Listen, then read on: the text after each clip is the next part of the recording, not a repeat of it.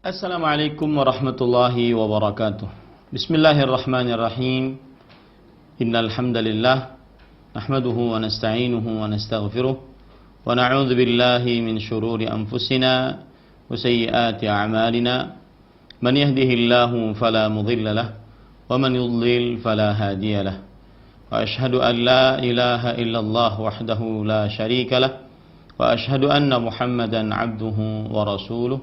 يا أيها الذين آمنوا اتقوا الله حق تقاته ولا تموتن إلا وأنتم مسلمون يا أيها الناس اتقوا ربكم الذي خلقكم من نفس واحدة وخلق منها زوجها وبث منهما رجالا كثيرا ونساء واتقوا الله الذي تساءلون به والأرحام إن الله كان عليكم رقيبا يا أيها الذين آمنوا اتقوا الله وقولوا قولا سديدا يصلح لكم أعمالكم ويغفر لكم ذنوبكم ومن يطع الله ورسوله فقد فاز فوزا عظيما أما بعد فإن أصدق الحديث كتاب الله وأحسن الهدي هدي محمد صلى الله عليه وعلى آله وسلم وشر الأمور محدثاتها وكل محدثة بدعة wa kulla bid'atin dhalalah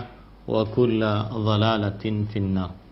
Alhamdulillah, kita bersyukur pada Allah Subhanahu wa taala pada hari ini Rabu pagi menjelang siang 23 Rajab 1441 Hijriah, kita dimudahkan oleh Allah Subhanahu wa taala untuk duduk bersama di dalam sebuah kajian rutin setiap Rabu pagi membaca kitab Rasailu Tahumul Mar'ah Al-Muslimah, risalah penting untuk muslimah yang ditulis oleh Fadilatul Syekh Al-Allamah Profesor Dr. Abdul Razak bin Abdul Muhsin Al-Badr hafizahumallahu ta'ala.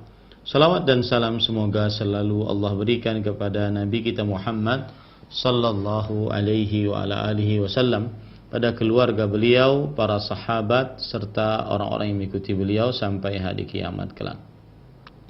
Dengan nama-nama Allah yang husna dan sifat-sifat yang mulia, kita berdoa, Allahumma inna na'udzubika min jahdil bala wa darakis syaqa wa su'il qadha wa syamatatil a'da. Allahumma inna na'udzubika minal barasi wal jununi wal judham wa sayyi'il asqam. Allahumma inna nas'aluka al-afiyah fi dunya wal akhirah. Allahumma inna nas'aluka al-afwa wal afiyah fi dinina wa dunyana wa ahlina wa malina.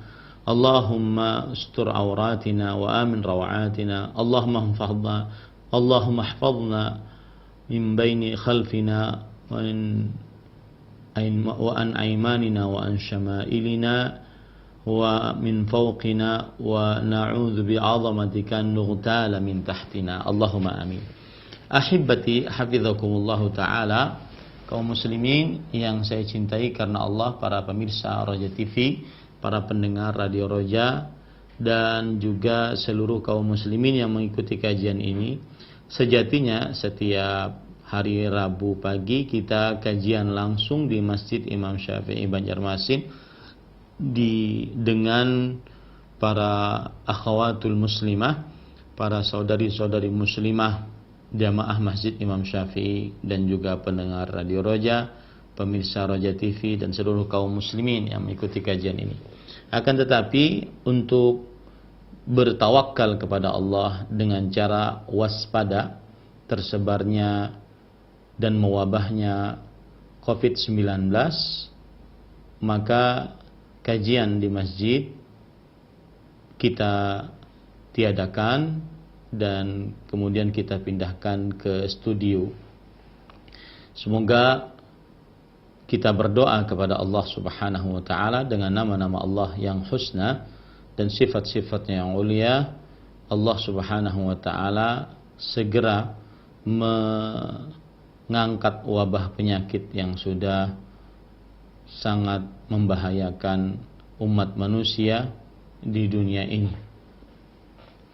Dan kepada kaum muslimin saya mengingatkan agar senantiasa meyakini betul bahwasanya apa yang kita dapati dari wabah SARS-CoV-2 atau yang disebut dengan novel coronavirus 2019 atau yang akhirnya disebut dengan coronavirus disease 2019 yang disebut dengan COVID-19,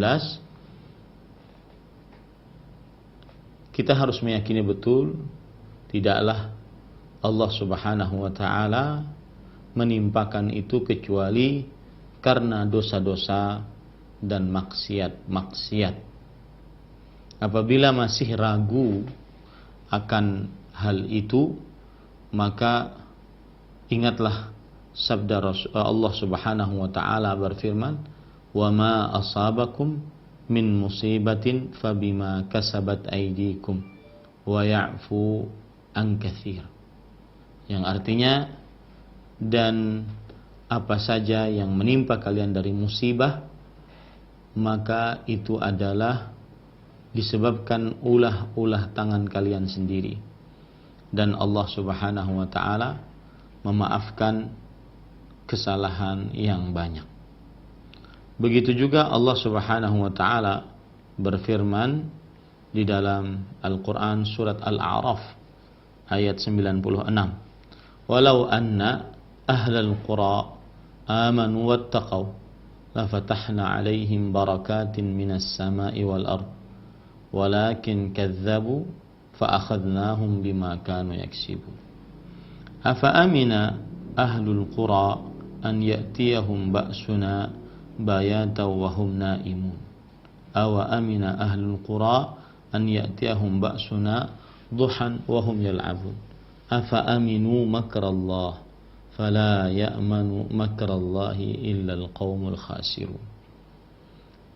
Jikalau sekiranya penduduk negeri-negeri beriman dan bertakwa, pastilah kami akan melimpahkan kepada mereka berkah dari langit dan bumi. Tetapi mereka mendustakan ayat-ayat kami, maka kami siksa mereka disebabkan perbuatannya. Bahwasanya apa yang mewabah dari COVID-19 ini harus kita yakini baik-baik, itu adalah akibat ulah tangan manusia yang melakukan dosa. Walakin kadzdzabu fa akhadnahum bima kanu yaksibun. Akan tetapi mereka mendustakan ayat-ayat kami, maka kami siksa mereka disebabkan perbuatannya. Kami siksa mereka disebabkan perbuatannya. Maka apakah penduduk negeri itu merasa aman dari kedatangan siksaan kami kepada mereka di malam hari, di waktu mereka sedang tidur? Atau apakah penduduk negeri-negeri itu merasa aman dari kedatangan siksaan kami kepada mereka di waktu matahari sepenggalahan naik ketika mereka sedang bermain? Maka apakah mereka merasa aman dari azab Allah yang tidak terduga-duga? Tiadalah yang merasa aman dari azab Allah kecuali orang-orang yang merugi. Ini yang ingin saya sampaikan kepada kaum muslimin agar harus meyakini baik-baik. Tidaklah virus ini mewabah dan mematikan kecuali karena ulah tangan-tangan manusia yang berdosa. Maka mari kita memperbanyak amal saleh dan mari kita bertobat dari segala maksiat. Hentikan maksiat dan perbanyak taubat dan istighfar kepada Allah Subhanahu wa taala. Dimulai dari diri sendiri dan tidak usah terlalu banyak komentar terutama di media sosial, tetapi mulailah dari diri sendiri. Ahibati hafizakumullah taala, kita lanjutkan kajian ini. Kita masih membaca kitab Rasailu Tahumul Mar'ah Al-Muslimah risalah penting untuk wanita muslimah. Dan kita masih membaca risalah yang kedua yang diberi judul oleh penulisnya Mau'izatun Nisa, nasihat untuk para perempuan. Dan kita masih di dalam bab Hidayatul Qur'ani lil mar'atil muslimah, petunjuk-petunjuk Al-Quran untuk wanita muslimah. Ahibati hafizakumullahu ta'ala, petunjuk yang pertama yang sudah kita pelajari, Al-Quran memerintahkan perempuan untuk sangat memperhatikan ibadah kepada Allah Subhanahu wa ta'ala, dan hendaknya dia berorientasi dalam hidupnya untuk sangat memperhatikan ibadah kepada Allah Subhanahu wa ta'ala. Kemudian yang kedua dari petunjuk Al-Quran adalah Al-Quran memerintahkan kepada wanita muslimah untuk berhijab, yaitu menghalangi pandangan laki-laki yang bukan mahram terhadap dirinya, baik dengan cadarnya, jilbabnya, gamis panjangnya, atau dengan hordengnya, atau dengan dindingnya, atau dengan rumahnya. Jangan sampai terlihat dari perempuan yang tidak pantas untuk dilihat oleh laki-laki yang bukan mahramnya. Dan itu sudah kita pelajari. Kemudian petunjuk Al-Quran yang ketiga yang dibawakan oleh penulis di sini, yaitu Al-Quran memerintahkan kepada wanita muslimah untuk tidak bertabarruj. Untuk tidak bertabarruj, yang mana tabarruj sudah kita pelajari pada pertemuan sebelumnya, pengertiannya secara bahasa yaitu ibda'ul mar'ati zinataha, seorang wanita memperlihatkan perhiasannya, wa izharu wajhiha, dan memperlihatkan wajahnya, wa mahasini jayyidiha lirrijal, dan memperlihatkan keindahan tubuhnya kepada para lelaki.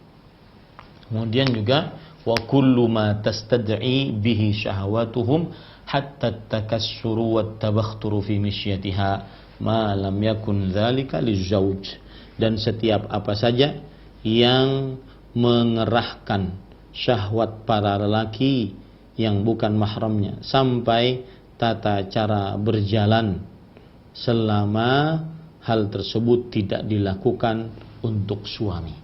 Itulah pengertian tabarruj dari sisi bahasa. Adapun pengertian tabarruj dari terminologi syar'i yang disebutkan oleh para ulama sudah kita bahas juga, yaitu izharuz zinah wa ibrazul mar'ati limahasiniha. Seorang wanita memperlihatkan perhiasannya dan kecantikannya. Memperlihatkan perhiasannya dan kecantikannya.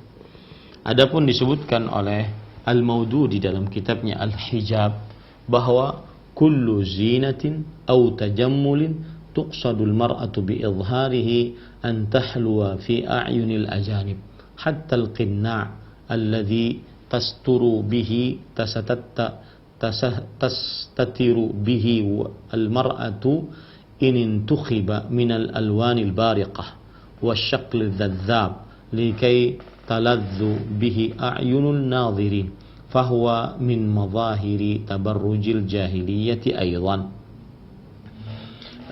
Setiap perhiasan atau kecantikan yang seorang wanita bermaksud memperlihatkannya agar indah pada pandangan laki-laki yang bukan mahramnya, sampai cadar yang seorang perempuan menutup wajahnya, jika diambil dari warna-warna yang terlalu mencolok dan bentuk-bentuk yang sangat indah menawan agar lezat indah di pandangan laki-laki yang melihatnya, maka dia termasuk daripada potret berdandan gaya kaum jahiliyah juga.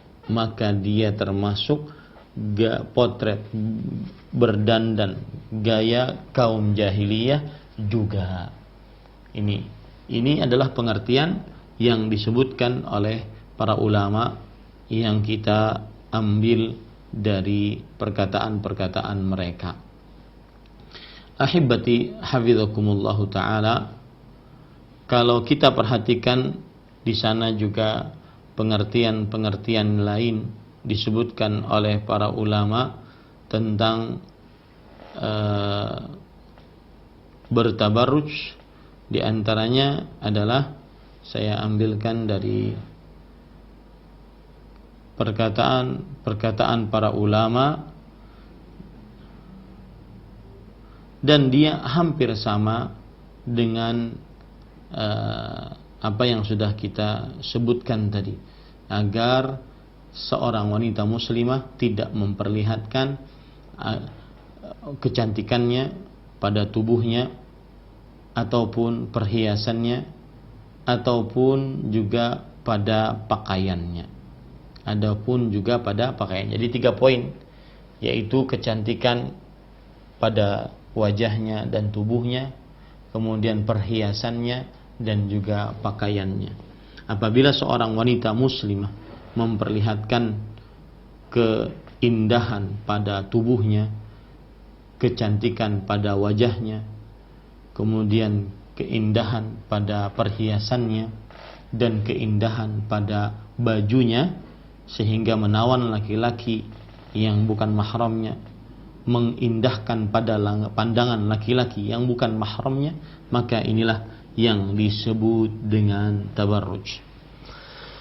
Taib, agar kita kaum wanita muslimah semangat untuk menjauhi tabarruj dengan segala macam yang berkaitan dengannya, baik yang berkaitan dengan tubuhnya, atau yang berkaitan dengan perhiasannya, atau yang berkaitan dengan pakaiannya, maka saya akan menyebutkan bahaya bertabarruj. Bahaya bertabarruj bagi wanita muslimah. Yang pertama, bahaya bertabarruj bagi wanita muslimah yaitu sikap tabarruj, memperlihatkan keindahan dan kecantikan pada wajah dan tubuh, atau pada perhiasan, atau pada pakaian, adalah merupakan dosa kepada Allah Subhanahu wa ta'ala, dan dia termasuk dari dosa besar.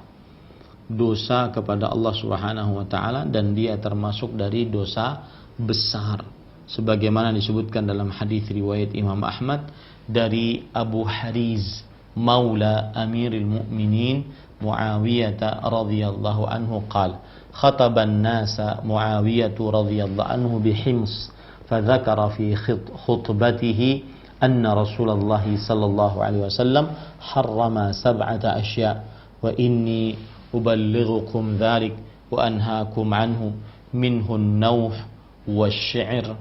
والشعر والتصاوير والتبرج وجلود السباع والذهب والحرير.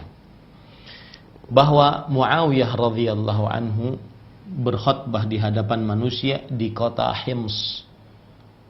Di kota Hims yang sekarang sudah menjadi kota di negeri Suriah. Maka beliau menyebutkan di dalam khutbahnya bahwa Rasulullah sallallahu alaihi wasallam telah mengharamkan 7 perkara, dan aku menyampaikannya 7 tersebut kepada kalian, dan aku melarang kalian mengerjakannya. Yang pertama, an-nauh, yaitu terlalu meratapi kematian seseorang. Yang kedua, asy-sya'ar, yaitu menggundul rambut saat kematian seseorang atas dasar sedih. At-tasawir, yaitu menggambar-gambar makhluk hidup, baik itu dengan melukisnya ataupun mematungnya. Yang keempat, at-tabarruj, berdandan, memperlihatkan kecantikan wajah, kemolekan tubuh, perhiasan, dan kebagusan pakaian. Dan yang kelima, juludus siba, kulit binatang buas. Dan yang keenam yaitu az-zahab, yaitu emas bagi laki-laki. Dan yang ketujuh al-harir, yaitu sutra bagi laki-laki. Lihat di sini menunjukkan bahwasanya bertabarruj, memperlihatkan kecantikan wajah, kemolekan tubuh, keindahan perhiasan dan kebagusan pakaian yang menawan laki-laki yang bukan mahramnya, digandengkan dengan dosa-dosa besar yang jelas keharamannya. Maka ini menunjukkan bahwasanya bertabarruj bagi wanita muslimah adalah dosa besar. Dalil yang lain yang menunjukkan bahwasanya bertabarruj bagi wanita muslimah adalah dosa besar, hadis riwayat Imam An-Nasai dari Abdullah bin Mas'ud radhiyallahu anhu. Beliau bercerita, anna Nabiyallahi sallallahu alaihi wasallam qala kana yakrahu 10 khisalin wa tabarruju bizinati li ghairi mahalliha. Senantiasa Rasulullah SAW membenci 10 sifat, 10 perbuatan. Salah satunya adalah bertabarruj, memperlihatkan kecantikan tidak pada tempatnya, memperlihatkan kecantikan tidak pada tempatnya. Imam As-Suyuti rahimahullahu taala, perkataan beliau disebutkan di dalam kitab Hasyiyah Sunan An-Nasai oleh As-Sindi. Qala As-Suyuti rahimahullah, wa tabarruju bizzinah ay izharuha lin-nasil ajanib wa huwa al-madhmum, fa amma lizawj fala wa huwa ma'na qawlihi li ghairi mahalliha. Dan bertabarruj dengan memperlihatkan kecantikan wajah dan kemolekan tubuh ataupun perhiasan ataupun kebagusan dan keindahan pakaian, ialah maksudnya memperlihatkannya kepada orang-orang yang bukan mahramnya, dan dia adalah yang tercela. Adapun jika diperlihatkan untuk suami maka tidak tercela. Dan inilah makna sabda Rasulullah sallallahu alaihi wasallam, li ghairi mahalliha, yaitu untuk selain tempatnya, yaitu untuk selain laki-laki yang merupakan suaminya, Ini bahaya pertama dari sikap bertabarruj. Bahaya yang kedua dari sikap bertabarruj, tabarruj adalah maksiat.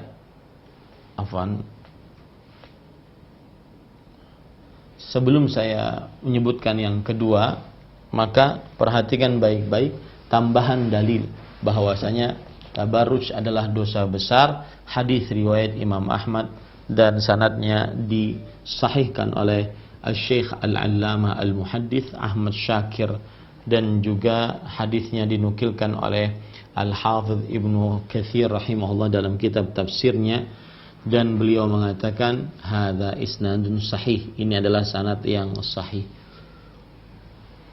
Dari Umaymah bintu Ruqayqah, ja'at Umaymatu bintu Ruqayqah ila Rasulillah sallallahu alaihi wasallam tubayi'uhu 'alal Islam. Telah datang Umaymah binti Ruqayqah kepada Rasulullah sallallahu alaihi wasallam.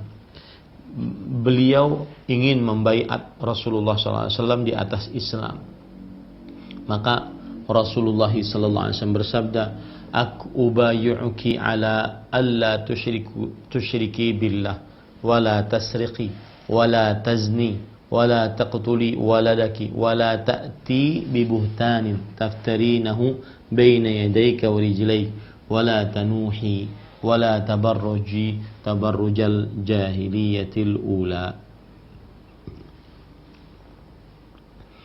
Kata Rasulullah sallallahu alaihi wasallam, para ikhwan yang dirahmati oleh Allah, Subhanahu wa ta'ala, aku membaiat engkau agar engkau tidak mensyirikkan Allah, tidak mencuri, tidak berzina, tidak membunuh anakmu, dan tidak mendatangkan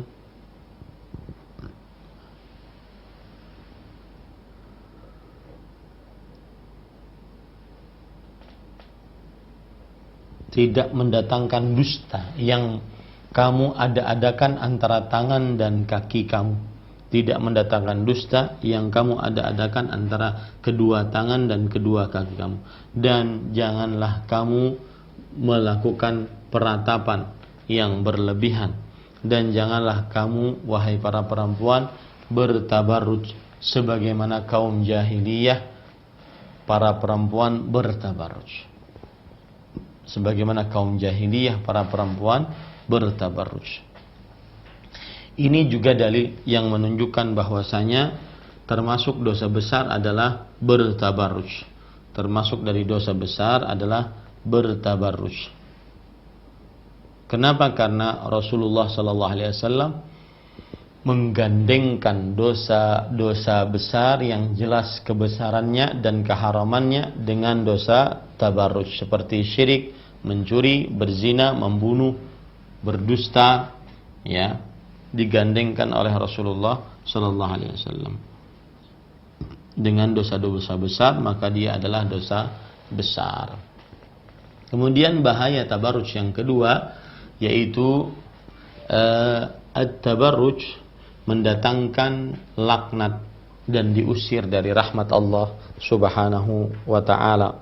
Hal ini sebagaimana hadis riwayat Imam At-Tabarani dalam kitabnya Al-Mu'jamul As-Saghir dan disahihkan oleh Imam Al-Albani rahimahullahu taala dari Abdullah bin Amr bin As radhiyallahu anhuma, beliau berkata, qala Rasulullah sallallahu alaihi wasallam, sayakunu fi akhir ummati nisaun kasiyat 'ariyat ala ru'usihinna ka'asnimatil bukhti il'anuhunna fa innahunna mal'unat.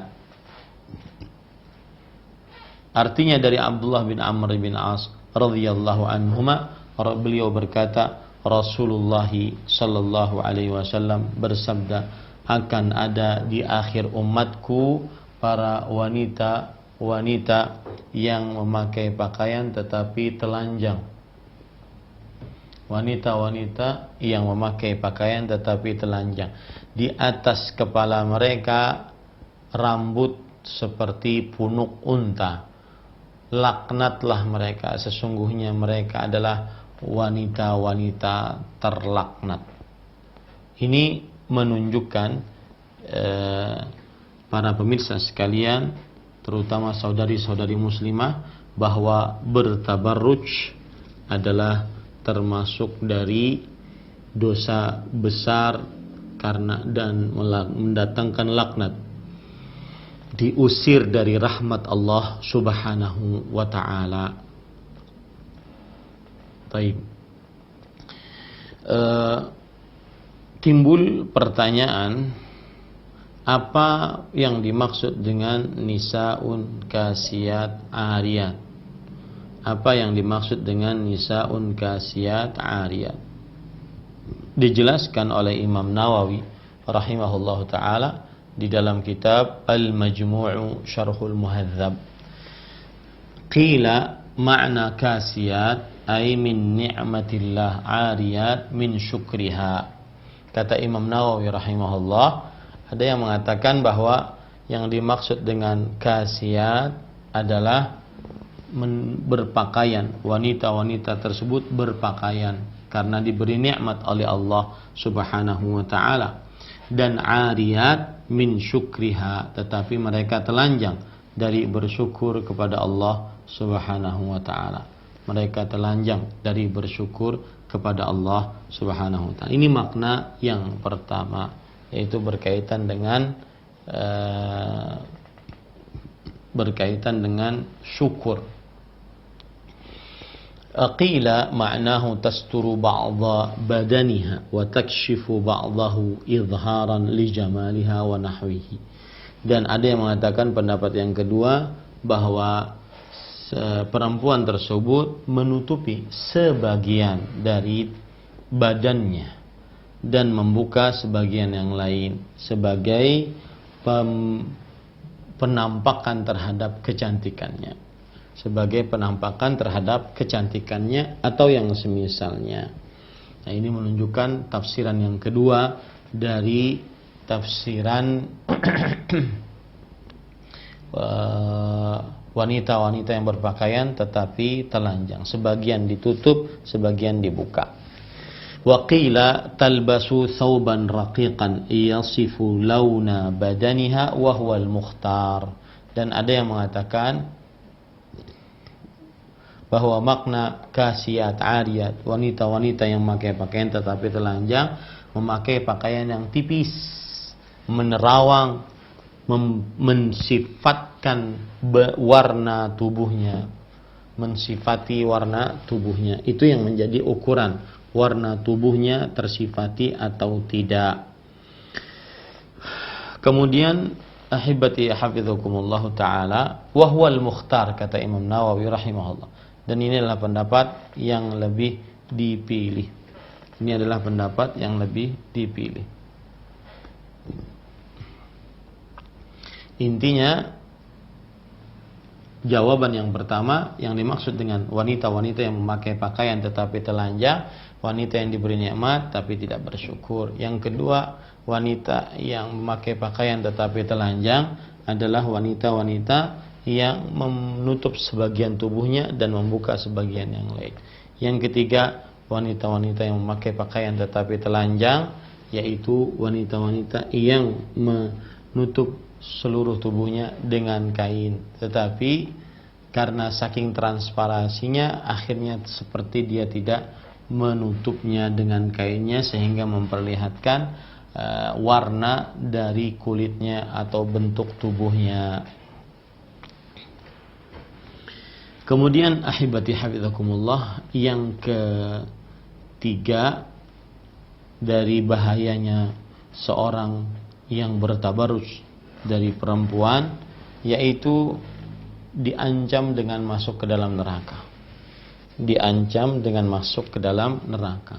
Sebagaimana hadis riwayat Imam Muslim dari Abu Hurairah radhiyallahu an, beliau bercerita, kana Rasulullah sallallahu alaihi wasallam bersabda, sinfani min ahlin nar lam arahuma, qaumun ma'ahum siyatun ka'adnabil baqar yadribuna bihan nas, wa nisaa'un kasiyat 'ariyat mumilat ma'ilat ru'usuhunna ka'astimatil bukhtil ma'ilah la yadkhulna jannah wa la yajidna rihaha wa inna rihaha min masirati kadza wa kadza.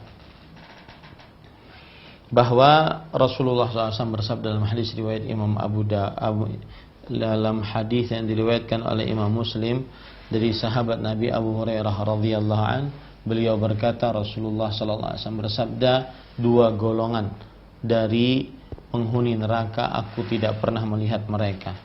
Yang pertama adalah seorang pemimpin yang membawa cemeti seperti ekor-ekor unta untuk memukuli manusia. Dan yang kedua adalah wanita-wanita yang memakai pakaian tetapi telanjang, kasiyat ariyat mumilat mailat ru'usuhunna ka'asnimatil bukhti al-ma'ilah la yadkhulna al-jannah wa la yajidna rihaha wa inna rihaha la yujadu min masirati kadza wa kadza. Yang artinya wanita-wanita yang memakai pakaian tetapi telanjang, mereka jalan dengan melenggak-lenggok menggoda para lelaki yang bukan mahramnya. Kemudian kepala mereka bagaikan punuk unta yang miring. Mereka tidak masuk ke dalam surga dan tidak mendapati baunya, dan sesungguhnya bau surga benar-benar bisa terdapat dari perjalanan yang sangat jauh. Ini menunjukkan hadis bahwa yang ketiga, bertabarruj adalah dosa besar. Bertabarruj adalah dosa besar.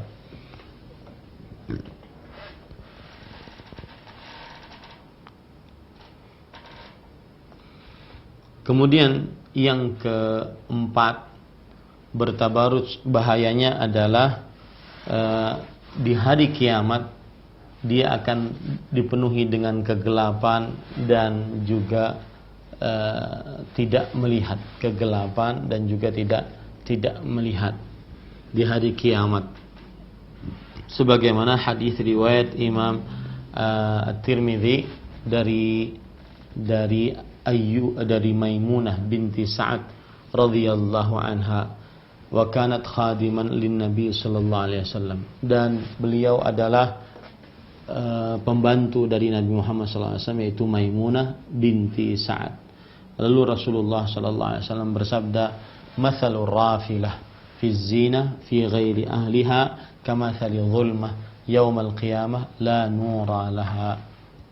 Perumpamaan seorang yang rafilah, yaitu yang memakai wajahnya tanpa sepengetahuannya, yang memakai perhiasan pada tempatnya, kamathali dhulmah yaumal qiyamah, maka dia akan mendapati seperti kegelapan pada hari kiamat. La nura laha mathalur rafilah fi zina, seorang wanita yang rafilah. Rafilah di sini adalah disebutkan di dalam An-Nihayah fi Gharibil Hadits, hiya allati tarfulu fi thawbiha, yaitu wanita-wanita yang mereka memperpanjang pakaian mereka untuk bisa terlihat cantik. Kemudian fi zinah ay fi thiyabiz zinah, yaitu pakaian yang menawan hati. Fi ghairi ahliha, yaitu ini menjelaskan bahwasanya diharamkan melihatnya karena bukan mahramnya. Maka seperti kegelapan pada hari kiamat. Di hari kiamat akan terjadi kegelapan. Ya, ditambahkan lagi dengan hadis Rasul, la nura laha, tidak ada cahaya untuknya, tidak ada cahaya untuknya. Nah, ini yang kelima, ya. Dan cahaya sangat diperlukan di hari kiamat karena seorang muslim wajib berjalan di antara dua sirat, wajib berjalan di sirat. Ya, yang mana syaratnya tersebut dahidun mazillah. Dahid, ya, kalau kita buka terjemahan kamus bahasa Arab, dahidun, ya, dahid itu adalah becek. Dahidun adalah becek. Mazillah yaitu tergelincir. Becek dan licin menggelincirkan. Becek dan licin menggelincirkan. Nah, kemudian yang ketiga yaitu adaqqu minas saif. Dia lebih adaqqu minas sya'r, lebih tajam dari rambut. Ahaddu minas saif, lebih tipis dari rambut, maksud saya lebih tajam dari pedang, lebih tipis dari rambut, lebih tajam dari pedang. Kemudian wa fi hafataihi kalali, di samping-sampingnya ada besi-besi bengkok pengait. Kemudian fi dhulmah, mereka dalam kegelapan. Nah, makanya cahaya sangat-sangat diperlukan pada hari kiamat. Dan seorang yang rafilah, yaitu wanita yang berpakaian panjang, ya, di dalam zina, yaitu di dalam perhiasannya, maka dia nanti di hari kiamat mendapatkan kegelapan dan tidak memiliki cahaya. Wallahu alam. Yang keenam yaitu bertabarruj termasuk dari kemunafikan. Bertabarruj termasuk dari kemunafikan. Sebagaimana hadis riwayat Imam Baihaqi dalam kitabnya As-Sunan dari Abdullah bin Mas'ud radhiyallahu anhu, bahwa dari Abu Adzinah As-Sadafi, dari Abu Adzinah As-Sadafi, bahwa Rasulullah sallallahu alaihi wasallam bersabda, khairu nisaikum al-wadud al-walud al-muwatiyah al-muwasiyah idza taqainallaha wa syarru nisaikum al-mutabarrijat al-mutakhayyilat wa hunnal muwafiqat la yadkhulnal jannah minhunna illa mithlul ghurabil a'sam.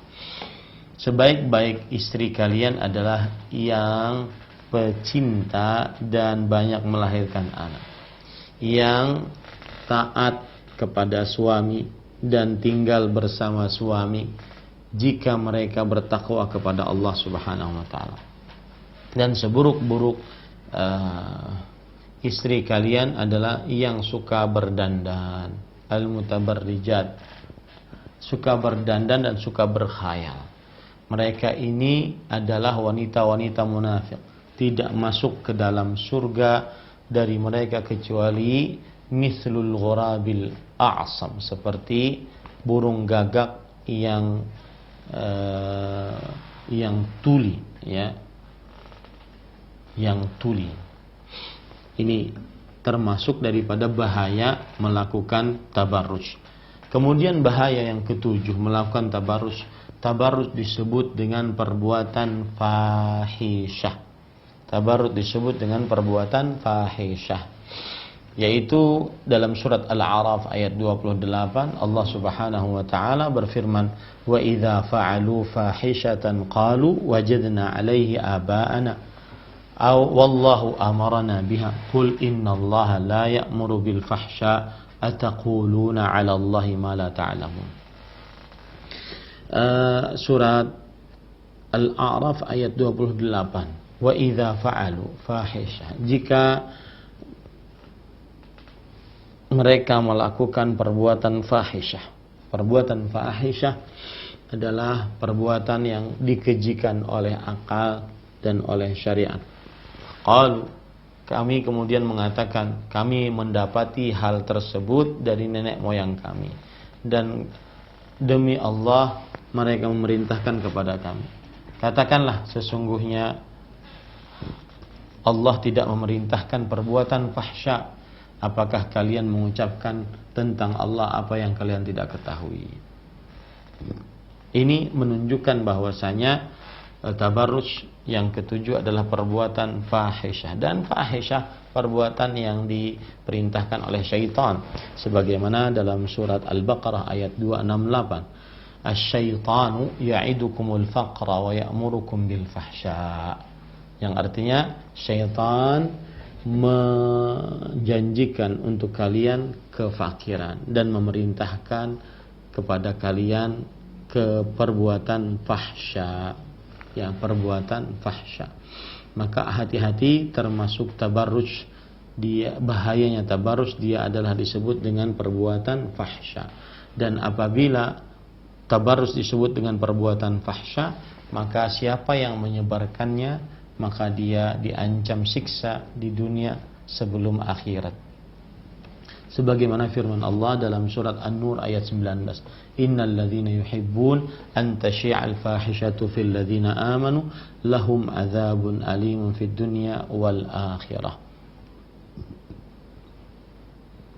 Ahibati hafizakumullahu taala, termasuk daripada perbuatan tabarruj, dan dia termasuk perbuatan fahisyah yang diancam siksa di dunia dan di akhirat, adalah aplikasi yang memperlihatkan para perempuan bermain, berjoget ria, kemudian memperlihatkan kecantikan tubuhnya, memperlihatkan kecantikan wajahnya, kemolekan tubuhnya, ataupun kebagusan pakaiannya, perhiasannya. Ini termasuk daripada fahisyah, termasuk daripada perbuatan fahisyah, ya. Kemudian tabarruj, bahayanya tabarruj yang ketujuh, yaitu tabarruj adalah termasuk daripada kerendahan, ya, kerendahan. Tabarruj termasuk daripada kerendahan. Maksudnya kerendahan akhlak, kerendahan kepribadian, kerendahan wibawa, itu tabarruj. Disebutkan dalam hadis dari Aisyah radhiyallahu anha, riwayat Imam Ahmad, dari Aisyah radhiyallahu anha, Rasulullah SAW bersabda, "Ayyuma mar'ah wada'at thiyabaha fi ghairi baiti zawjiha faqad hatakat sitra ma bainaha wa bainallahi azza wa jalla." Wanita mana saja yang meletakkan pakaiannya di selain rumah suaminya, maksudnya dalam keadaan bermalam, maka sungguh ia telah menghancurkan penutup antara dia dengan Allah Subhanahu wa taala, antara dia dengan Allah Subhanahu wa taala. Kemudian yang ke-9, buruknya tabarruj. Tabarruj adalah kebiasaan iblis atau ajarannya iblis. Buktinya bahwa Allah Subhanahu wa taala menceritakan tentang dikeluarkannya dan diturunkannya Nabi Adam dan Hawa alaihissalam dari surga. Maka kemudian keluarlah Adam dan Hawa alaihissalam dari surga dalam keadaan bertelanjang. Ini yang diinginkan oleh iblis. Fa'akala minha fabadat lahuma sawatuhuma wa tafiqa yakhsifani alaihima min waraqil jannah. Maka kedua-duanya makan dari pohon tersebut, lalu nampaklah aurat keduanya, yaitu mereka dalam keadaan telanjang. Kemudian mereka segera mengambil daun-daun di surga sebagai penutup aurat mereka. Ini menunjukkan bahwasanya tabarruj adalah kebiasaan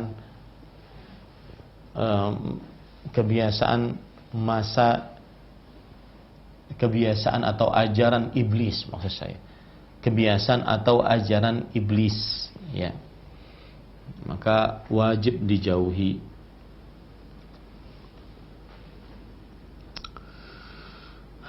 Kemudian yang ke-9, tabarruj adalah kebiasaan kaum Yahudi dan Nasrani. Kebiasaan kaum Yahudi dan Nasrani. Dan di sana banyak ayat bagaimana Bani Israel mereka senantiasa bertabarruj. Suatu ketika diriwayatkan dari Imam Ibnu Majah dan sanadnya dilemahkan karena di dalamnya terdapat perawi Daud bin Mudrik la yu'raf. Kemudian di dalamnya terdapat Musa bin Ubaidah, dan mereka ini tidak dikenal dan perawi yang lemah. Aisyah radhiyallahu anha bercerita, baina Rasulullah SAW jalisun fil masjid, ketika Rasulullah SAW duduk di dalam masjid, idza dakhalat imra'atun mutazayyinah tarfulu fi zinatin laha fil masjid. Ketika itu ada seorang wanita yang berdandan, dia memanjangkan pakaiannya dengan cara berdandan di dalam masjid.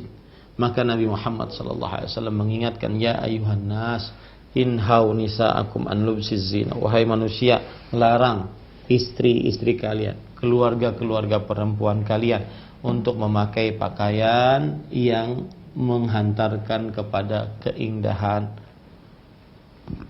Wa tabakhtur fil masjid, dan berjalan dengan sombong di masjid. Fa inna bani Israila lam yal'anu hatta labisat nisa'uhumuz zinah wa tabakhtarna fil masajid. Sesungguhnya Bani Israel mereka lam yul'anu, tidak dilaknat sampai perempuan mereka memakai perhiasan dan juga berjalan berlenggak-lenggok memakaikan pakaiannya lebih dari 2 mata kaki di masjid-masjid. Ini menunjukkan bahwasanya tabarruj termasuk kebiasaan kaum jahiliyah. Kaum Yahudi dan Nasrani. Kemudian sebagaimana sudah kita sebutkan bahwasanya tabarruj yang ke-10, tabarruj adalah kebiasaan dari kaum jahiliyah sebagaimana yang sudah kita sebutkan tadi. Nah, itulah bahaya dari bertabarruj. Nah, kira-kira itu dulu yang bisa kita sampaikan tentang petunjuk Al-Quran kepada perempuan, yaitu seorang perempuan diperintahkan oleh Al-Quran untuk tidak bertabarruj, memperlihatkan kecantikan wajahnya, kemolekan tubuhnya, keindahan pakaiannya, dan juga perhiasannya.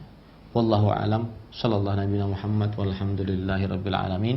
Saya kembalikan acara kepada akhi Ari hafizahullah taala. Nah. Ya Ustaz, barakallahu fikum, jazakallahu khairan. Terima kasih kepada Ustaz yang telah berkenan untuk menyampaikan bimbingan dan pelajaran yang sangat bermanfaat untuk pada kita semuanya. Semoga Allah senantiasa melimpahkan keberkahan dan rahmatnya hingga kita mudah untuk bisa memahami dan mengamalkan setiap pelajaran ini. Selanjutnya kami undang untuk Anda yang bertanya, silahkan. Kami bacakan terlebih dahulu dari pesan singkat yang telah masuk. Assalamualaikum Ustaz, barakallahu fik. Ana dari Kalimantan Timur. Ustadz, saya pernah mendengar hadis yang berbunyi, Allah suka melihat bekas nikmat yang Allah berikan kepada hambanya. Kemudian bagaimana caranya agar saya tidak bertabarruj, tapi nikmat Allah juga tampak pada saya, karena saya ingin berpakaian syar'i selain warna hitam saja. Silakan Ustaz. Ya, bismillah walhamdulillah wassalatu wassalamu ala rasulillah wa ala alihi wa sahbihi wa man wala. Hadis yang disebutkan tadi hadisnya sahih dari Amr ibn Shu'aib, dari bapaknya, dari kakeknya, bahwa beliau berkata, Rasulullah sallallahu alaihi wasallam bersabda, innallaha yuhibbu an yura atharu ni'matihi ala abdihi. Sesungguhnya Allah subhanahu wa ta'ala menginginkan diperlihatkan bekas nikmatnya ke atas hambanya. Nah, maka memperlihatkan bekas nikmat hambanya atas nikmat Allah atas hambanya ini bukan dengan cara bermaksiat, sedangkan tabarruj adalah maksiat kepada Allah subhanahu wa ta'ala. Seseorang wanita yang cantik wajahnya, molek tubuhnya, indah pakaiannya, kemudian setelah itu indah pakaiannya, kemudian banyak perhiasannya, maka dia bisa memperlihatkan itu kepada suaminya. Ya, itu termasuk daripada yang disukai oleh Allah, memperlihatkan nikmat yang sudah diberikan oleh Allah kepada suaminya, bukan kepada laki-laki yang bukan mahramnya, karena itu termasuk dosa. Nah, jazakallahu khairan. Terima kasih atas nasihat yang bermanfaat yang telah disampaikan. Berikut ini kami akan bacakan kembali dari pesan singkat. Assalamualaikum Ustadz, saya Ajirni dari Aceh yang bertanya, saya wanita muslimah yang saat ini menutup seluruh aurat saya. Akan tetapi saya bekerja sebagai guru di luar rumah. Pertanyaannya, apakah boleh wanita muslimah itu bekerja di luar rumah, khususnya seperti saya, guru? Silakan Ustaz. Maka jawabannya adalah asal hukumnya seorang wanita bekerja, baik yang belum menikah atau yang sudah menikah, dia mubah, boleh. Tetapi dengan syarat. Syarat yang pertama yaitu bekerjalah dengan pekerjaan yang memang sesuai dengan tabiat seorang wanita. Seperti mengajar tadi disebutkan, itu sudah bagus. Yang kedua, tidak bermaksiat saat bekerjanya, seperti melakukan ikhtilat, bercampurnya laki-laki dengan perempuan, atau melakukan khalwat, berdua-duaan dengan laki-laki dan perempuan tanpa ada hijab, atau dengan membuka aurat saat bekerjanya, ya, atau melakukan perbuatan-perbuatan fahisyah saat bekerjanya. maka ini termasuk daripada yang diharamkan. Tapi asal hukumnya dia boleh selama tidak melanggar maksiat-maksiat yang sudah disebutkan dan syarat-syarat yang sudah disebutkan tadi. Ada tambahan, kalau seandainya dia seorang wanita muslimah yang sudah menikah, maka dia keluar rumah harus dengan izin suaminya. Kemudian juga dia harus dengan tidak melalaikan kewajibannya sebagai istri dan sebagai ibu rumah tangga. Wallahu a'lam. Terima kasih atas nasihat dan jawaban yang bermanfaat. Semoga dapat memberikan tambahan ilmu untuk kita semuanya. Selanjutnya kami bacakan kembali dari pesan singkat. Bismillah. Assalamualaikum Ustadz. Saya Fitri. Afan, Ustadz mau bertanya. Saya dan beberapa teman wanita usaha jasa titip. Jadi rencana kita akan belanja ke luar negeri. Apakah boleh wanita bepergian tanpa mahram? Niatnya untuk membantu ekonomi keluarga dan bantu suami karena baru di PHK. Dan kalau suami saya bisa ikut, tapi suami teman-teman saya tidak bisa ikut. Apa bisa suami saya sendiri yang menjaga saya dan teman-teman saya, Ustadz? Jazakallahu khairan. Silakan Ustadz.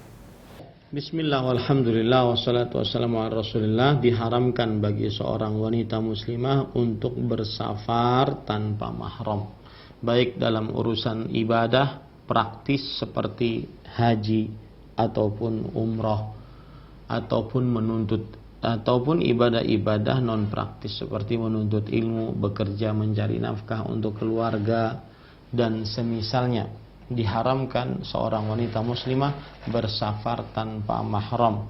Rasulullah SAW bersabda, la tusafir mar'ah illa wa ma'aha dhi mahram. Tidak boleh seorang perempuan bersafar kecuali bersamanya mahram. Dan kemudian ada laki-laki yang bertanya, ya Rasulullah, inni uktutibtu fi ghazwati kadha wa kadha wa inna mra'ati kharajat hajah. Sesungguhnya aku didaftar sebagai pasukan ini dan ini, tetapi istriku sedang ingin melaksanakan ibadah haji. Apa kata Rasul sallallahu alaihi wasallam? Intaliq fahujja ma'amratik. Pergi engkau dan berhajilah bersama istrimu. Ini menunjukkan bahwa seorang wanita muslimah wajib berpergian dengan mahramnya. Tidak diperbolehkan bepergian sendiri. Apalagi kemudian ketika di dalam rumah dia bekerja atau dalam perusahaan dia bekerja, dia senantiasa sendirian, ya. Kemudian juga tidak ada mahramnya yang menjaganya. Begitu juga seorang wanita atau beberapa kelompok wanita yang mana ada seorang wanita bersamanya ditemani suaminya. Kemudian suaminya ini menjadi mahram atau menjaga keselamatan wanita-wanita yang lain, maka ini tetap tidak diperbolehkan. Kenapa? Karena berdasarkan hadis tadi dan juga karena berdasarkan ilat. Ilatnya, sebabnya adalah laki-laki tersebut jika terjadi sesuatu terhadap wanita-wanita tersebut, maka dia tidak bisa menolongnya karena tidak bisa mengangkatnya, menolongnya karena dia bukan mahramnya. Wallahu a'lam. Nah, terima kasih atas jawaban yang bermanfaat ini dan mengucapkan terima kasih pada yang bertanya. Selanjutnya kami akan berikan kesempatan bagi Anda yang ingin bertanya langsung melalui telepon. Silahkan. Assalamualaikum. Waalaikumsalam. Dengan siapa ini, di mana? Ini Mbak Awu di Batam, Pak Ustadz. Ya, silahkan pertanyaannya. Saya kalau di rumah pakaiannya itu melebihi, maksudnya lebih panjang daripada kakinya 1 jengkal, itu apa diperbolehkan? Ini saja. Iya. Terima kasih. Assalamualaikum warahmatullahi wabarakatuh. Waalaikumsalam warahmatullahi. Silakan Ustaz. Waalaikumsalam warahmatullahi wabarakatuh. Maka jawabannya, kalau di rumah ada siapa dulu? Kalau seandainya ada suami maka boleh. Kalau seandainya ada laki-laki yang mahramnya, maka batasan-batasannya adalah yaitu boleh terlihat rambut, boleh terlihat wajah, ya, boleh terlihat leher, dan boleh terlihat lengan dan pergelangan tangan serta telapak tangan, dan lebih baik lagi hanya telapak tangan saja, sampai dengan telapak tangan saja yang terlihat. Kemudian boleh terlihat betis, telapak kaki, boleh terlihat telapak kaki, kemudian juga mata kaki. Adapun betis kaki maka lebih baik dijauhi untuk terlihat oleh laki-laki yang mahramnya. Nah, apabila ada laki-laki yang bukan mahramnya, maka seluruh tubuhnya tidak boleh terlihat meskipun sedang berada di dalam rumah. Wallahu a'lam. Na'am. Jazakallahu khairan. Terima kasih bagi penanya, dan kami ucapkan jazakumullahu khairan juga kepada Ustadz yang telah memberikan nasihat yang bermanfaat untuk sang penanya. Berikutnya kami akan berikan kesempatan kembali, silahkan. Halo, Assalamualaikum. Waalaikumsalam. Dengan Ibu siapa ini, di mana? Halo, Assalamualaikum. Saya hamba Allah dari Berau. Silahkan pertanyaannya langsung.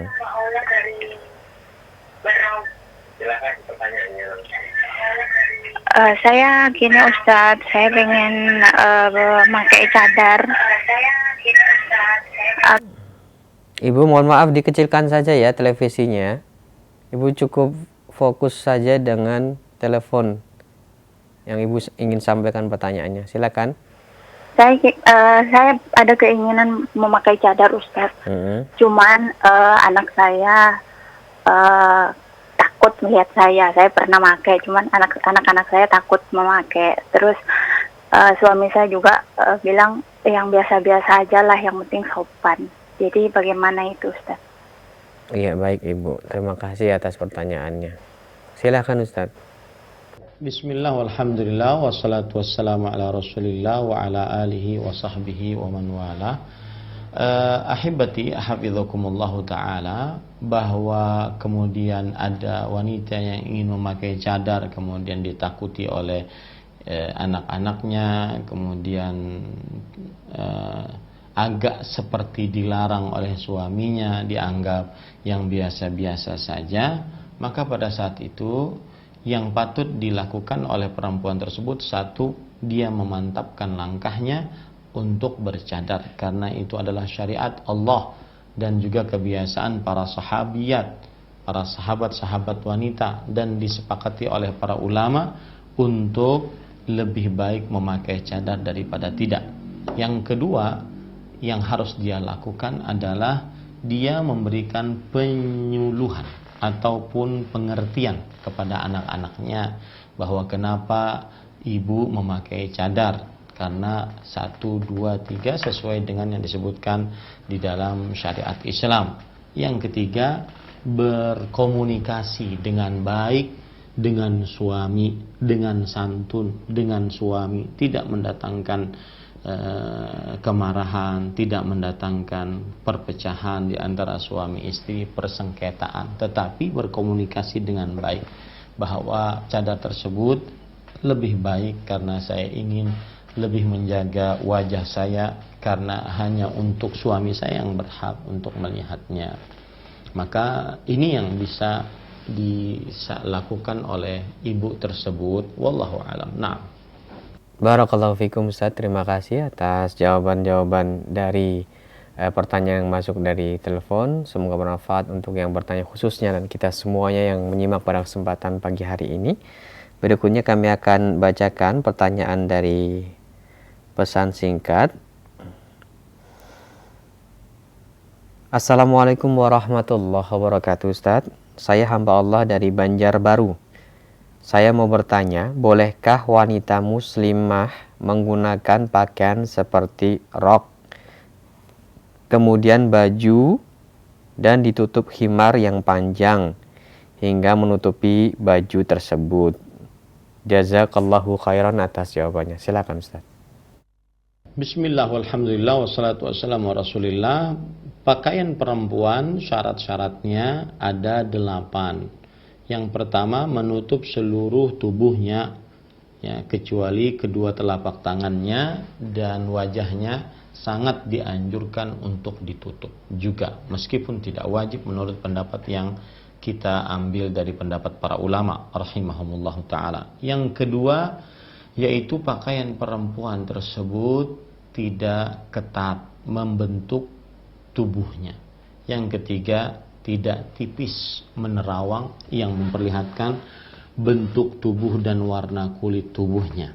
Kemudian yang keempat, tidak berbau wangi saat dipakai di hadapan laki-laki yang bukan mahramnya. Yang kelima, tidak menyerupai pakaian yang wanita kafir. Yang keenam, tidak menyerupai pakaian laki-laki. Yang ketujuh, pakaian tersebut bukan pakaian yang sangat indah yang apabila dipakai maka akan sangat menawan pandangan laki-laki yang bukan mahramnya. Yang kedelapan, pakaian tersebut bukan pakaian yang sangat mencolok atau istilahnya syuhrah. Maka apabila ada perempuan memakai rok, kemudian setelah itu memakai baju, kemudian setelah itu dia berjilbab panjang, maka tinggal diukur dengan 8 syarat ini. Jika tidak ada pelanggaran dari 8 syarat tersebut, berarti boleh. Wallahu a'lam. Naam. Iya Ustaz, barakallahu fikum, jazakallahu khairan. Pertanyaan berikutnya dari Bapak Hendrik di Wonogiri, Jawa Tengah, yang bertanya, Ustadz, saya mempunyai anak perempuan dan saat ini sudah berkeluarga, tapi susah sekali saya suruh untuk dia memakai jilbab. Nah, apakah ini membawa dosa bagi saya dan anak-anak saya? Silakan Ustadz. Ya, bismillah walhamdulillah wassalatu wassalamu ala rasulillah wa ala alihi wa sahbihi wa man walah. Ahibati hafizakumullah ta'ala, di dalam agama Islam ada sebuah kaidah bahwasanya wa anna laisa lil insani illa ma sa'a, bahwa seseorang tidak mendapatkan kecuali apa yang ia usahakan. Surat An-Najm ayat 35. Maka ayat ini maksudnya adalah apa saja yang dilakukan oleh manusia maka dia akan menanggungnya. Baik itu amal baik maka dia akan mendapatkan pahalanya, ataupun itu amal buruk maka dia akan mendapatkan dosanya. Ya, maka apabila sang anak perempuan yang sudah balik tersebut tidak berjilbab, maka berarti dia akan menanggung dosanya karena sudah meninggalkan yang wajib di dalam agama Islam. Begitu juga firman Allah Subhanahu wa ta'ala yang berbunyi la taziru waziratun wizra ukhra, yang artinya dan janganlah dan tidak ada dosa dipikul oleh orang lain. La taziru waziratun wizra ukhra, dosa tidak dipikul oleh orang lain. Nah, kalau sudah kita pahami ini, kemudian ada ayat yang berbunyi walladzina amanu wattaba'athum dzurriyyatahum biimanin alhaqna bihim dzurriyyatahum wama alatnahum min amalihim min syai',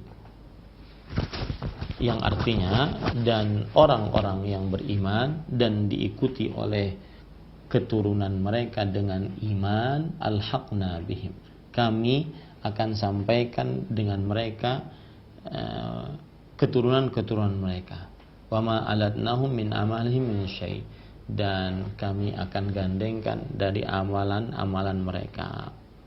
Ini menunjukkan bahwasanya siapa saja anak yang berbuat buruk berbuat baik, maka itu merupakan tambahan timbangan pahala untuk orang tuanya. Itu merupakan tambahan pahala untuk orang tuanya. Nah, apakah kemudian juga sebaliknya, apabila anak berbuat buruk kemudian dosa, kemudian orang tuanya mendapatkan dosa atasnya? Maka jawabannya adalah seorang tidak akan mendapatkan dosa kecuali atas apa yang ia usahakan. Dan apabila orang tua sudah berusaha untuk menasihati anaknya, untuk mendidik anaknya, mendoakan anaknya, mengajak anaknya kepada jalan yang benar, diantaranya berjilbab, maka pada saat itu sang orang tua tidak berdosa. Sang orang tua tidak berdosa. Karena Allah Subhanahu wa taala berfirman, la yukallifullahu nafsan illa wus'aha. Allah tidak membebani seseorang kecuali sesuai dengan kemampuannya. Ya, sesuai dengan kemampuannya. Nah, ini menunjukkan bahwasanya orang tua tidak berdosa jika dia sudah berusaha, jika dia sudah mendoakan, jika dia sudah mengajak benar-benar. Tetapi jangan sampai berputus asa, terus ajak, ya. Dan ucapkanlah dengan ucapan yang baik.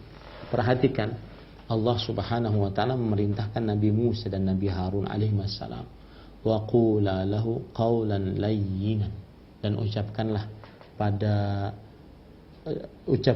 wahai Nabi Musa dan Nabi Harun alaihi wassalam kepada Fir'aun ucapan yang baik.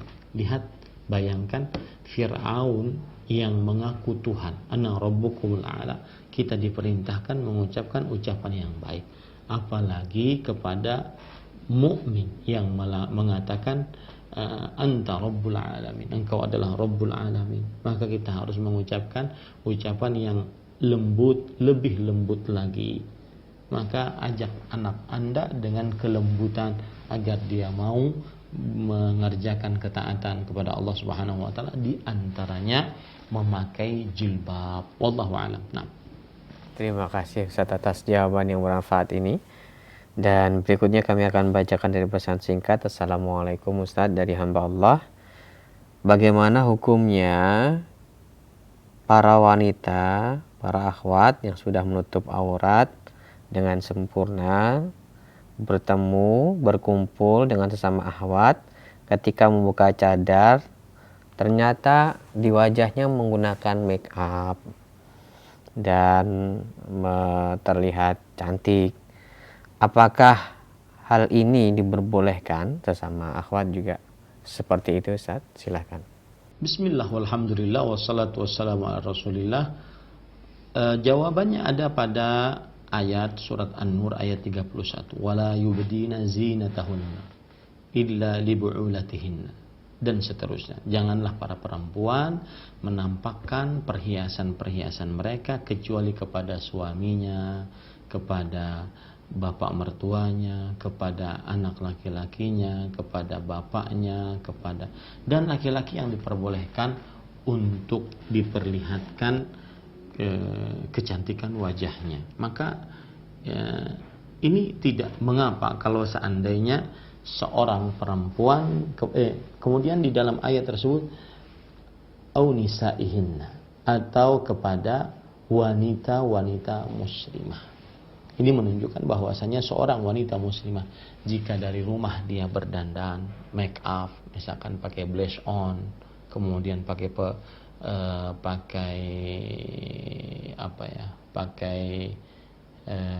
kecantikan make up seperti lipstick dan semisalnya, kemudian dia terlihat cantik, lalu dia bercadar, ya, kemudian dia keluar rumah, lalu dia kumpul di sebuah tempat perkumpulan khusus perempuan, lalu dia buka cadar, maka ini berarti dia menampakkan kecantikannya bukan pada laki-laki yang bukan mahramnya, tetapi kepada kaum muslimat. Dan itu disebutkan dalam surat An-Nur ayat 31, diperbolehkan, tidak mengapa, asalkan ketika dia keluar dari ruangan tersebut, kemudian dia berjalan dari ruangan tersebut ke rumahnya, dia benar-benar menjaga jangan sampai kecantikan wajahnya dengan make upnya, kemolekan tubuhnya, kemudian keindahan bajunya, kemudian kebagusan perhiasannya dilihat oleh laki-laki yang bukan mahramnya. Wallahu a'lam. Nah. Barakallahu fikum, jazakallahu khairan. Terima kasih Ustaz atas jawaban yang bermanfaat telah disampaikan. Kembali kami berikan kesempatan bagi Anda yang ingin menghubungi kami via telepon. Halo, Assalamualaikum. Ini dengan hamba Allah. Ya.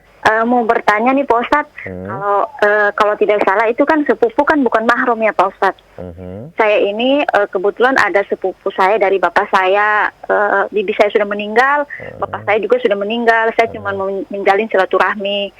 Jadi saya ini Pak Ustadz kadang menelpon sepupu saya, sepupu laki-laki, kebetulan cuman dia yang punya nomor HP di saya begitu Pak Ustadz. Jadi saya cuma sekedar menyambung silaturahmi begitu Pak Ustadz. Apakah boleh Pak Ustadz saya berhubungan, maksudnya melalui telepon begitu Pak Ustadz? Makasih Pak Ustadz. Assalamualaikum warahmatullahi wabarakatuh. Waalaikumsalam warahmatullahi wabarakatuh. Silakan Ustaz. Waalaikumsalam warahmatullahi wabarakatuh. Ini yang saya pahami dari pertanyaan adalah ada seorang perempuan mempunyai bibi. Kemudian bibi tersebut adalah berarti saudari bapaknya, bapak si perempuan ini. Nah, otomatis perempuan ini ingin berbakti kepada bapaknya yang sudah meninggal dengan cara berhubungan dengan sang bibi. Tetapi bibinya karena mungkin sudah tua, maka tidak mempunyai handphone ataupun sulit untuk dikomunikasi kecuali melalui anaknya bibi yang berarti sepupu. Ya, anaknya bibi yang berarti sepupu. Maka jawabannya adalah tidak mengapa seseorang berhubungan dengan sepupu dalam rangka melakukan hubungan, menyambung hubungan rahim dengan bibinya. Khusus untuk itu saja, menyambung hubungan rahim dengan bibinya. Tetapi dalam prosesnya di lapangan lebih baik suami dari si perempuan ini yang menghubungi sepupu. Kemudian nanti sepupu laki-laki tersebut menyampaikan kepada bibi, yaitu ibunya si sepupu ini, yang nanti kemudian bisa terjadi komunikasi antara si perempuan dengan bibinya, sehingga tertutuplah jalur-jalur fitnah, karena kita tidak tahu hati kita bisa berbolak-balik dan syaitan sangat licik. Wallahu a'lam. Naam. Barakallahu fikum, terima kasih atas jawabannya. Selanjutnya kami berikan kesempatan kembali, silahkan. Halo, Assalamualaikum Ustaz. Waalaikumsalam warahmatullahi. Ini Ustaz, ini kan kami kan dari Kalimantan. Ini kan sering mengadakan acara Islam Mi'raj Ustaz. Ini kan salah satunya kan Ustaz, menghadiri itu boleh aja lah kira-kira Ustaz. Soalnya diundang Ustaz. Salah satu kewajiban orang sama muslim kan diundang, kan wajib hadir Ustaz. Itu aja Ustaz pertanyaannya. Assalamualaikum warahmatullahi wabarakatuh. Waalaikumsalam warahmatullahi wabarakatuh. Para Ustaz kami silakan. Fadhal Ustaz. Alhamdulillah wassalatu wassalamu ala Rasulillah wa ala alihi wa sahbihi wa man walah.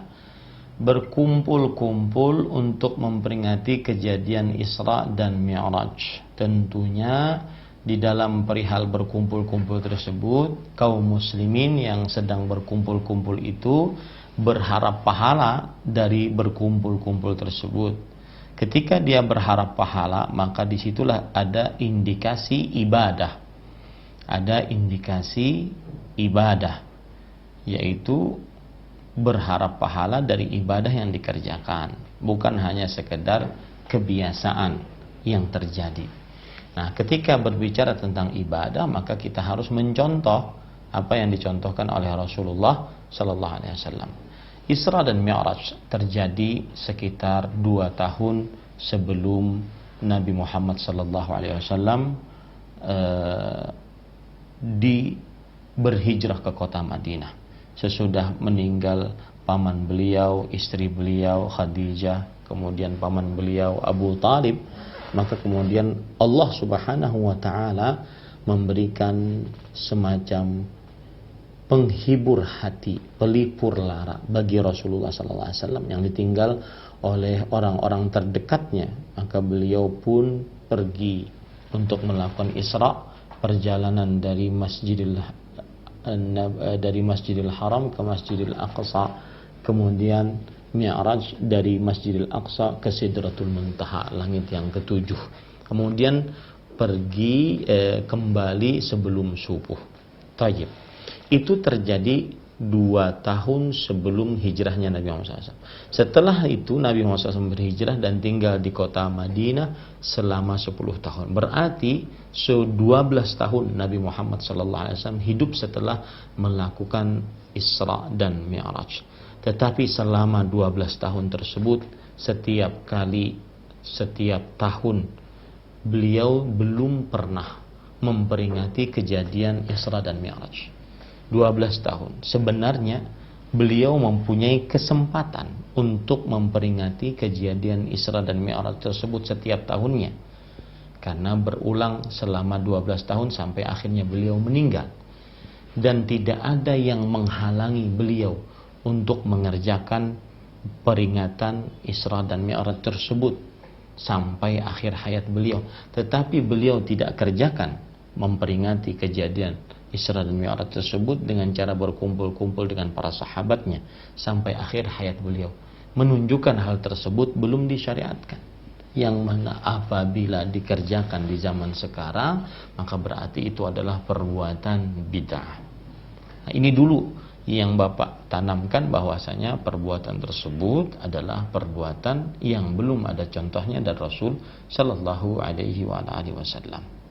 Kemudian yang kadang-kadang sangat ironi adalah bahwa sebagian yang memperingati Isra dan Mi'raj, maka kejadian Isra dan Mi'raj kan di dalamnya Nabi Muhammad SAW mengambil syariat yang sangat agung, yaitu sholat 5 waktu. Ada sebagian yang memperingati Isra dan Mi'raj sedangkan melalaikan sholat tersebut.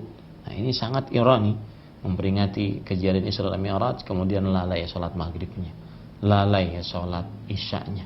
Kenapa? Karena sedang memperingati kejadian Isra dan Mi'raj di rumah. Ya, bagi laki-laki maka mereka diwajibkan untuk berjamaah di masjid. Ya, tidak kemudian sholat sendiri-sendiri di rumah ataupun sholat berjamaah di masjid di rumah. Kemudian apabila ada seseorang diundang, apakah dia wajib hadir? Maka jawabannya, asal hukum menghadiri undangan, yang diwajibkan adalah walimatul urus. Ini wajib hukumnya, kecuali dalam keadaan mempunyai uzur yang sangat terpaksa tidak bisa hadir. Adapun undangan-undangan lainnya, maka terjadi khilaf di antara para ulama.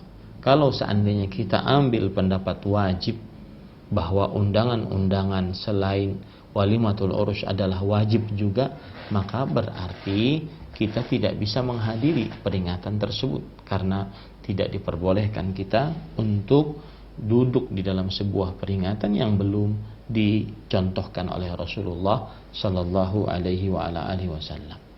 Karena perbuatan bid'ah termasuk daripada mendustakan atas ayat-ayat Allah Subhanahu Wa Taala. Dan Allah Subhanahu Wa Taala berfirman di dalam Al-Quran dalam surat An-Nisa ayat 140, wa qad nazzala 'alaikum fil kitab an idza sami'tum ayatillah yustahza'u biha wa yukfaru an idza sami'tum ayatillah yukfaru biha wa yustahza'u biha fala taq'udu ma'ahum hatta yakhudhu fi haditsin ghairihi innakum idzan mithluhum innallaha jami'ul munafiqin wal kafirina fi jahannam jami'a. Sesungguhnya Allah telah memurnikan kepada kamu di dalam sesungguhnya Allah telah menurunkan kepada kamu di dalam Al-Quran bahwa apabila kamu mendengar ayat-ayat Allah diingkari dan diperolok-olok oleh orang-orang kafir, maka janganlah kamu duduk beserta mereka. Di sini meskipun ayatnya ditujukan kepada orang-orang kafir, akan tetapi termasuk daripada mengolok-olok agama adalah melakukan perbuatan bid'ah, karena tidak pernah dicontohkan oleh Rasulullah Sallallahu Alaihi Wasallam. Ya, maka janganlah kamu duduk bersamanya. Tidak diperbolehkan kita duduk pada tempat-tempat yang di situ tidak dilakukan perbuatan syariat. bahkan termasuk daripada perbuatan yang mengada-ngada dalam agama Islam. Wallahu a'lam. Nah, cukup kiranya. Cukup Ustaz, terima kasih atas jawaban-jawabannya dan waktu juga membatasi pertemuan kita. Mohon ikhtitamnya, fadhal Ustaz. Bismillah walhamdulillah wassalatu wassalamu ala rasulillah wa ala alihi wa sahbihi wa man walah.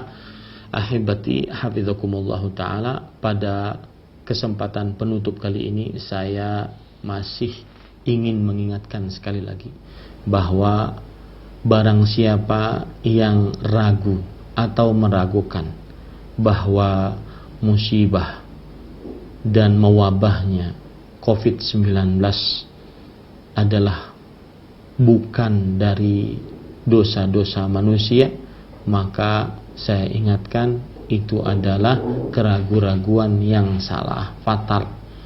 Yakini baik-baik bahwasanya mewabahnya penyakit apapun itu, COVID-19 atau yang semisalnya, ini adalah sebab utamanya yaitu mendustakan ayat-ayat Allah, mengolok-olok agama Allah, bermaksiat kepada Allah. Allah Subhanahu wa taala berfirman, "Walakin kadzdzabu fa akhadnahum bima kanu yaksibun." Tetapi mereka mendustakan ayat-ayat Allah, maka kami siksa atas perbuatan mereka sendiri. Yakini itu baik-baik, tanamkan di dalam akidah kita, tanamkan akidah di dalam hati kita bahwasanya apa yang sedang menimpa bukan adalah kejadian alam semesta, akan tetapi ini adalah musibah dari Allah Subhanahu wa taala, menegur kita agar kita memperbanyak amal saleh, agar kita bertaubat dari maksiat-maksiat.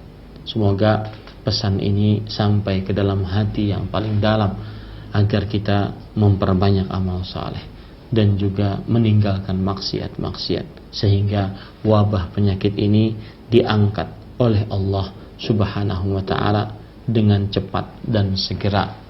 Wallahu a'lam. Sallallahu nabiyana Muhammad walhamdulillahi rabbil alamin. Wassalamualaikum warahmatullahi wabarakatuh.